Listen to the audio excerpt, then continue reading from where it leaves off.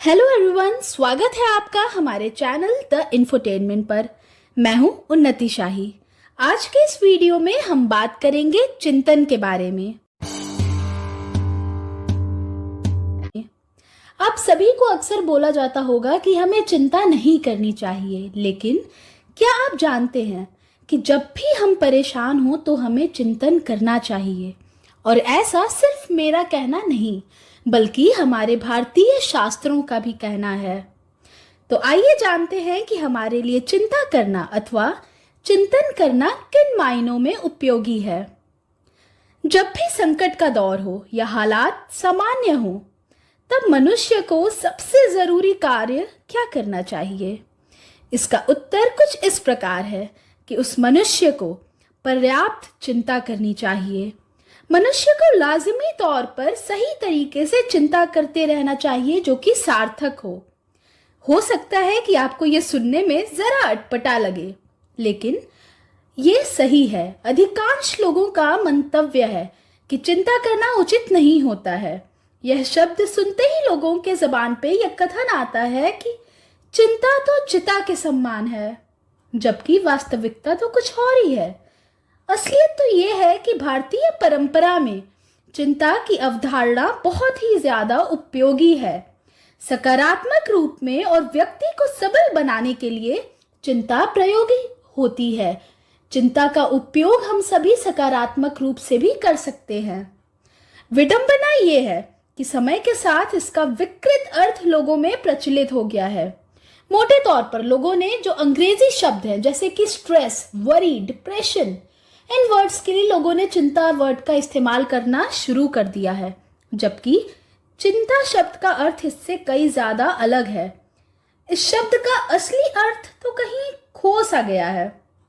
भारतीय शास्त्रों के कुछ संदर्भों को जानकर एक साधारण व्यक्ति भी यह समझ सकता है कि चिंतन किन मायनों में उपयोगी है।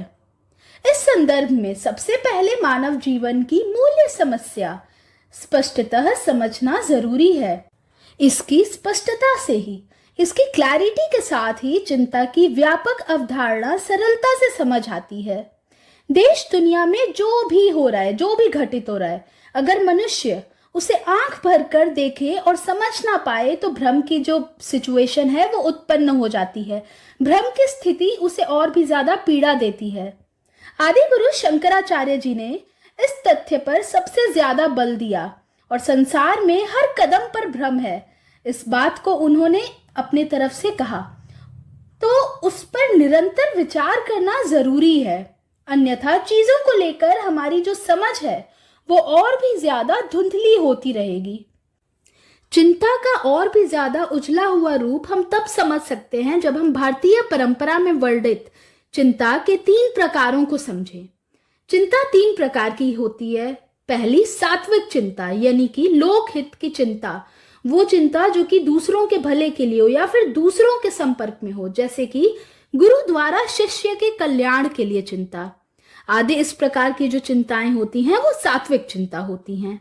फिर दूसरा प्रकार होता है राजसिक चिंता, अर्थात मैं उन रास्तों को खोज लूं जिससे मैं पूरे जहां को जीत लूं। तो जो इस टाइप की चिंताएं होती हैं वो राजसिक चिंता होती हैं। फिर तीसरा प्रकार है तामसिक चिंता, यानी कि अपने ही सुख दुख के बारे में सोचते रहना, सिर्फ सेल्फ सेंटर्ड रहना, सिर्फ हमारा सुख हमारा दुख उतने में ही घूमते रहना। तो ये तो उल्लेखनीय है कि तीनों चिंताओं में तनाव विषय नहीं है, तीनों बिना तनाव के हैं। लेकिन सात्विक चिंता यानी कि लोकहित की जो चिंता है वही एक ऐसी मार्ग है जिससे हमें सही अर्थों में सामाजिक प्राणी और सक्रिय नागरिक बनने का सही ज्ञान मिलता है। हम सही तरीके से सामाजिक नागरिक और सक्रिय नागरिक बन सकते हैं। तो मैं उम्मीद करती हूँ कि हमारा आज का वीडियो आपको चिंतन को सही मायनों में समझाने के उद्देश्य से बनाया गया था और मेरे इस उद्देश्य की पूर्ति सही तरीके से हुई। तो अगर आपको हमारा ये वीडियो अच्छा लगा तो वीडियो को लाइक ज़रूर करिएगा, और अगर आपने हमारे चैनल को सब्सक्राइब नहीं किया है तो सब्सक्राइब भी कर दीजिएगा और बेल आइकन दबाना मत भूलिएगा। धन्यवाद।